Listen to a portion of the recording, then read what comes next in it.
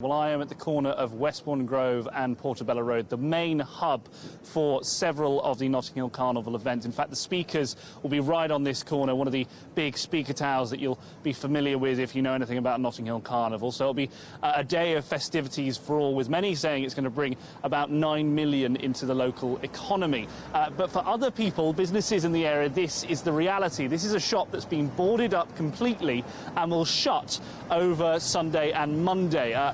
It's all part of the debate that's raging on about the future of Notting Hill Carnival. Should the cost for the boarding up of these buildings be laid with the owner of the shops, or should it be with the people organising Notting Hill Carnival? It's not just shops that are being barricaded, it's also homes as well, with the cost estimated at around £300 to £1,000, depending on the size of your home or shop. Not just that, but they've also blocked off some flat complexes in order to keep them a bit safer with big giant fences. There's one of those just over the road, and that shows that the people in there are either going to have to leave for the entire day or have to sit in their homes while the music outside on one of the many speaker towers blares on. Well, one of the people who's been quite vocal about having an overhaul of Notting Hill Carnival is Victoria Borwick MP. Victoria, you're MP for Kensington. What exactly do you think of the Carnival's current state? Well, obviously it's a very exciting event, and here we are in Portobello Road, famous for its antique dealers, famous for its shops. Of course, I would say the best shopping in London. So that's why they've got the fantastic bank holiday weekend coming up. But sadly, of course, as we've seen, many of these shops are already starting to board up.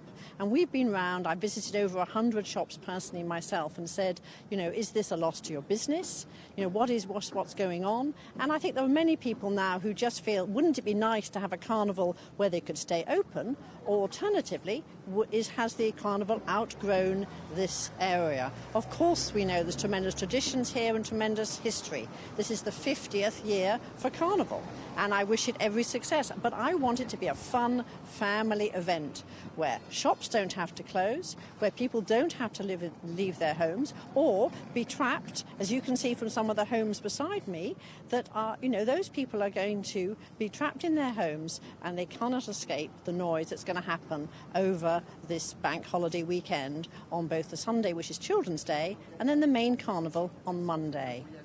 Now, with the carnival, obviously, we've seen a lot of raids over the course of the week in terms of police expenditure. What do you think about the police coming to the event? Obviously, it's a very, very big event for the police. Should we be looking at the police's role in carnival? Well, of course, as the police have confirmed, this is their largest event. So the largest event that our British police do is policing a carnival. I don't think that's really right. I think, in a way, we have to look at the resources that go into Carnival. Now, the new mayor has increased the resources available for stewarding, and it would be great if the Carnival was so well organised and easy for everybody that there wouldn't have to be police there. It could just all be done by the stewards, because we're going to see over a third of the policing resources used here for our Met over this next weekend. When it comes to Carnival, obviously it brings in a lot to the economy. That's what they say. 9 million is the figure they say to us whenever we ask how much it's going to bring into the economy. Is this not a good thing? Should we not encourage this sort of money coming into the economy? It may come into London as a whole, but it's certainly not coming in to these boarded up shops.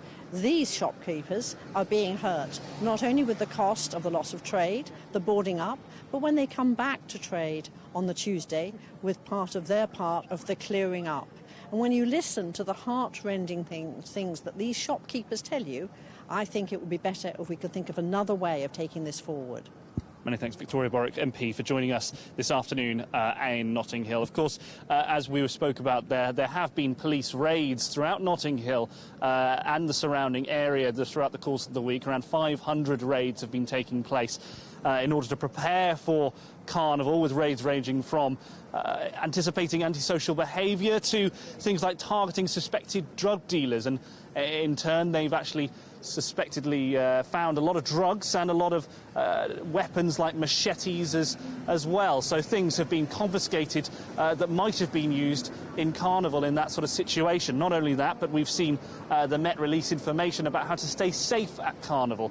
Things like CCTV monitoring will be taken taking place, as well as antisocial behavioural dispersal orders, which will happen immediately after the carnival finishes, which will get people out of the area calmly and safely. But there's also advice to avoid bringing valuables, to go with the flow of the crowd. That's very key advice for people who are coming here, not to try and fight against the massive crowds on the carnival day, especially on the Monday, where it's expected to be a huge amount of people on that bank holiday. But nonetheless, the event is shaping up, and it looks like it's going to be a huge event this year on this, the 50th anniversary of the Notting Hill Carnival.